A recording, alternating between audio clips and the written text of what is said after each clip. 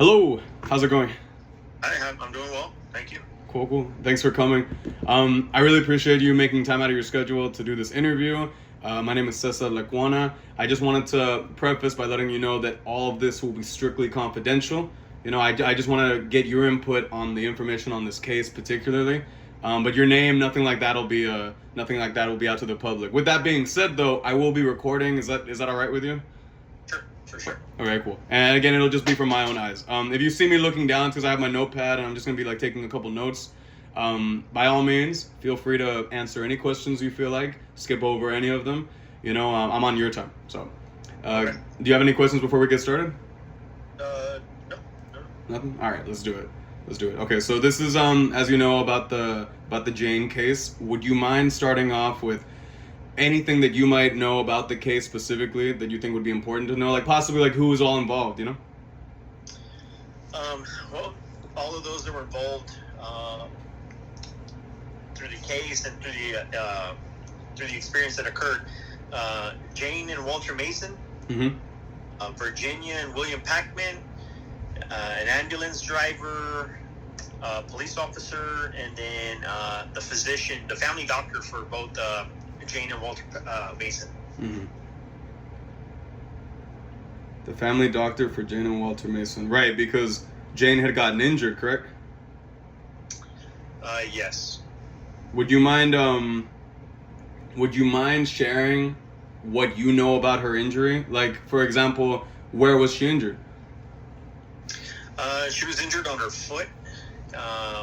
So what ended up happening was Jane's foot got, I guess, stabbed or impaled from a greasy knife that Virginia was holding. Oh, wow. When she was carving a turkey. Mm-hmm. And it just slipped out of her hand and went right into her foot. She was carving a turkey? Yes. Did this excuse me, there's like a reflection of glare. Did this occur around like Thanksgiving then? Correct. Yeah, so the occurrence, all of this happened last year at Thanksgiving, November the 24th of last year. So last Thanksgiving, during a Thanksgiving dinner. Okay.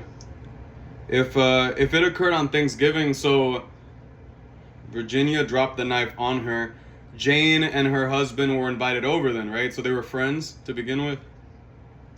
Yeah, it's safe to say. Yeah, they were invited. So the Packmans had invited the Masons over for their friendly Thanksgiving dinner. Mm-hmm.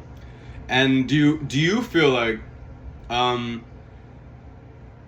the case is warranted in your opinion? Like, for example, Virginia, you said she dropped the knife. Do you think it was intentional? In my opinion, I don't think so. And a lot of the testimony in the case is going that, it's proving different sides. Everybody's providing their testimony. Mm-hmm. But from what I'm gathering, I don't think it was malicious. I think it was an accident. It was a greasy knife. Mm-hmm.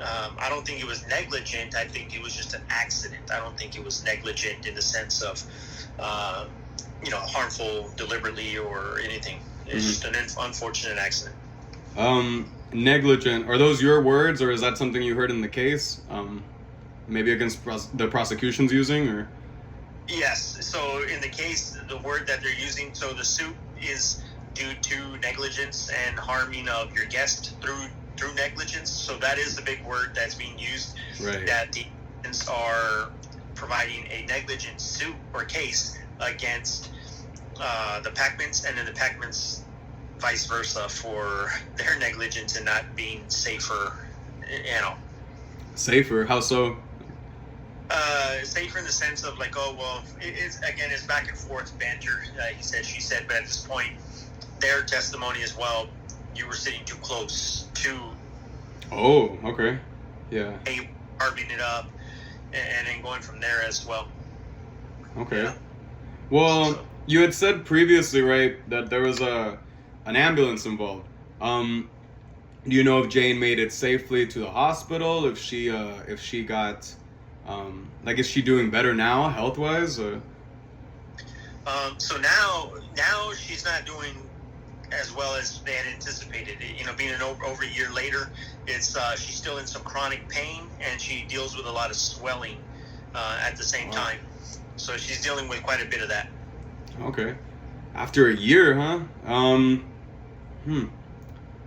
Okay. Well, what do you think Virginia and her husband have to make about all this? Because from the way you're making it sound, it does sound like an unintentional accident. Like, so I do see the point of view of negligence. I get it, but I mean, well, we all make mistakes and stuff. Like you said, an ambulance was called. I would imagine that the Virginia and her husband called it, correct?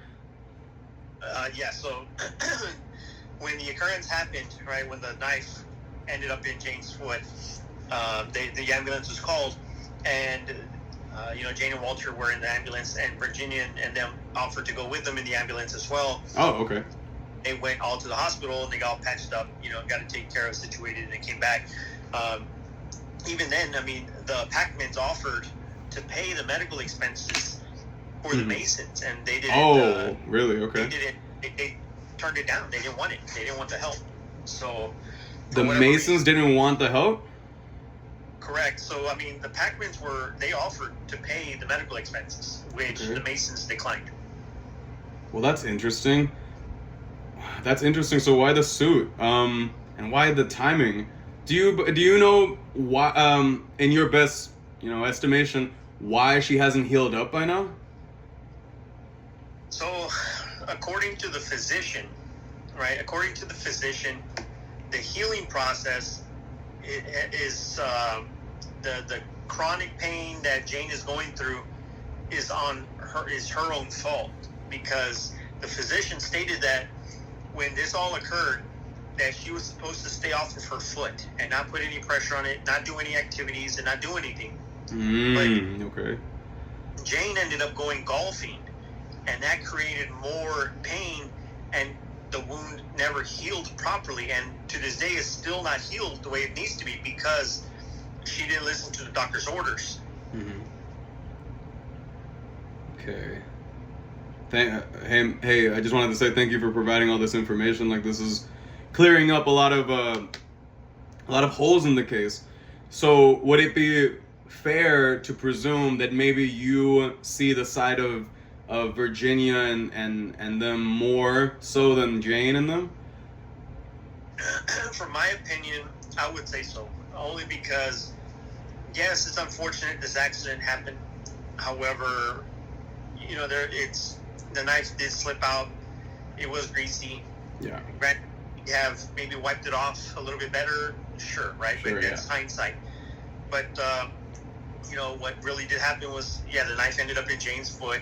The Packmans offered to pay the medical expenses, which the Masons declined. And then later on, as the foot's not healing, not only did their friendship kind of deteriorate, but then they bring forward this $100,000 lawsuit against them for emotional and physical distress and not healing properly, right? So, and then that's where the Packmans are like, well, no, that's not our fault, and even your physician says it's your fault, and now you're trying to put your blame on us, where we try to take care of it at the beginning, not afterwards when you're the one that caused it to be worse. 100%. A year afterwards, especially.